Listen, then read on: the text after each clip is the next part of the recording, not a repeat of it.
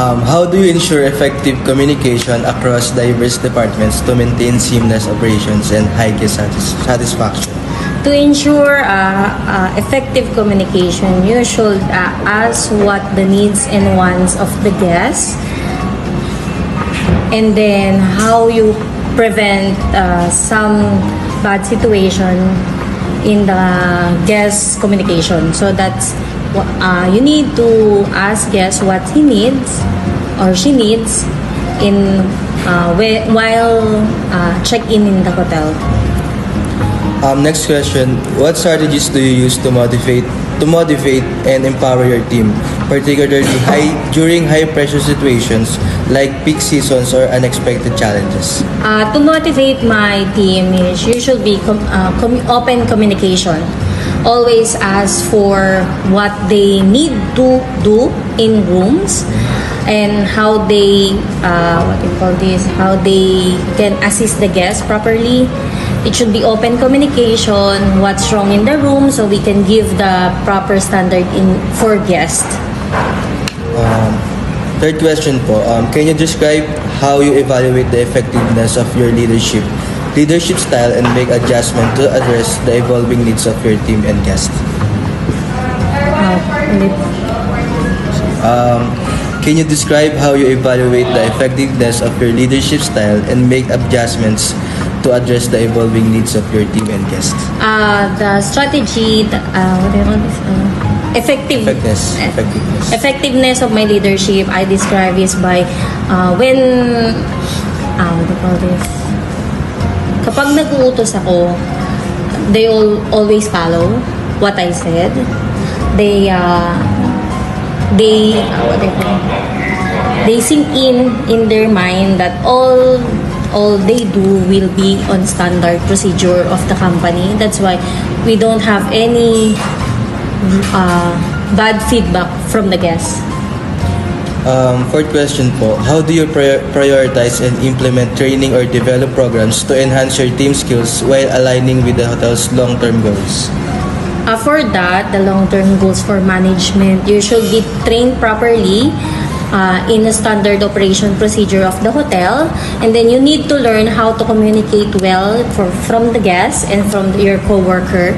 Always have motivation in life when training here in hotel. How do you ensure your leadership visions align with the operational goals of the hotel while maintaining flexibility to adapt industry changes? My vision in adaptability of changes in hotel industry for management. First, nag-share ako ng knowledge from other team like sa cashier, receptionist, housekeeping, electrician. Kung ano man yung nalalaman ko na pwedeng i-share lagi sa mga staff natin, ibibigay natin yung opportunity para may alam din sila. Tapos lagi tayo nag-open communication para hindi tayo nagkakamali sa mga bagay dito sa hotel.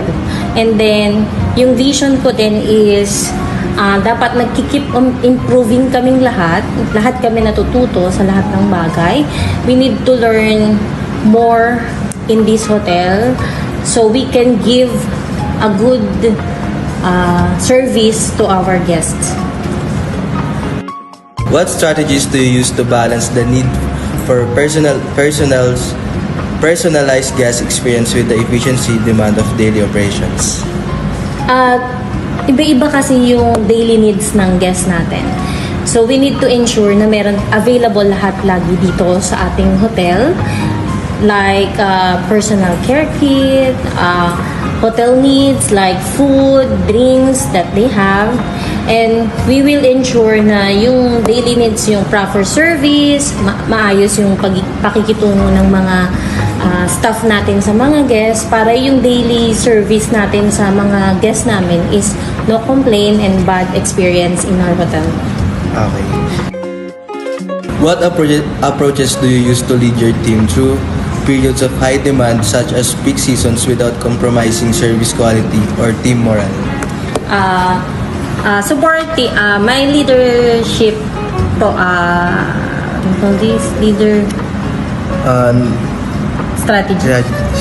strategy for leadership is supporting.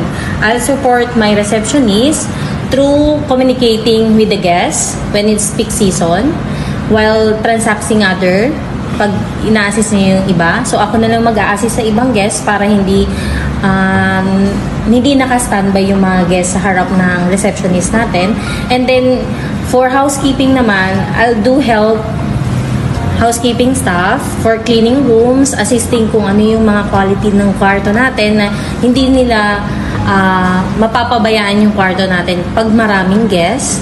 Ang gagawin natin, tutulong tayo, titingnan yung quality. Kung maganda pa rin, kahit pagod na sila, tutulong tayo sa kanila. What strategies do you use to stay ahead of industry trends while balancing the immediate operational needs of the hotel? By promoting our hotel through advertising like TikTok. We do TikTok in this hotel to promote and to have trends in hotel industry. And then next, we provide Netflix access in the room so they can para makapanood sila ng mas magandang movie sa mga room, makapag-relax sila. And then hindi siya maaapektuhan kasi yung price naman namin is included as Netflix access. What specific steps do you take to ensure seamless and implementation of new policies or procedures across all departments? Bali sa department, pag nagbigay sila ng new policy or procedure dito sa hotel natin, sa hotel namin, is probably gagawin namin, i-adapt namin siya and then i-implement ko sa mga staff natin. While doing this, kailangan mo makita kung ginagampanan ba nila yung new policy or procedure ng company na binigay sa amin, ng company na binigay sa amin. Yun ba? Next question po. How do you measure the effectiveness of leadership initiatives aimed at improving team performance and guest satisfaction? I measure my effectiveness of leadership is by no guest complaint, no staff complaint. And then kapag nag-listen yung mga staff sa akin, sa mga bawat procedure o policy na binibigay ko dito sa hotel namin.